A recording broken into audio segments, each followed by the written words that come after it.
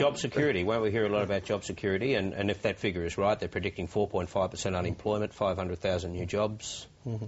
That's going to be a key theme, isn't it? Yeah, it will be. Look, there's a couple of things.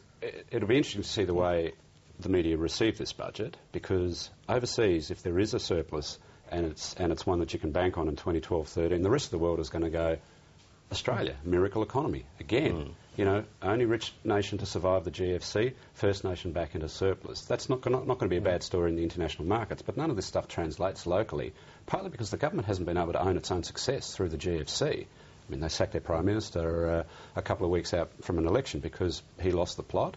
A Treasurer that always has had difficulty communicating. Hasn't done a bad job in the GFC. In fact, 20 years from now, historians are going to be looking at Wayne Swan as possibly, in a transactional sense, one of the best treasurers we've ever had. But no one knows this stuff partly because he can't sell it. I don't know about that. But the thing about the surplus is, though, because they have invested so much in it, it can't be a sliver of a surplus. It has to be, a really credible... And the out years have to show it gets back to 20 and 30 billion a year. It can't just sort of slide across, from the red into the black. It has to be a decent crossover. Joe Hockey's got $50 billion in cut ready to go. Joe Hockey's also saying, which makes no sense at all, that when you bring in the carbon tax, it, according to him, will have more revenue than will be paid out in compensation, yet that's somehow or other hurt bringing the budget into surplus. Yeah, just going back to that welfare for work, there's no money to be saved in the short term for the budget by welfare to work measures because they require a lot of spending.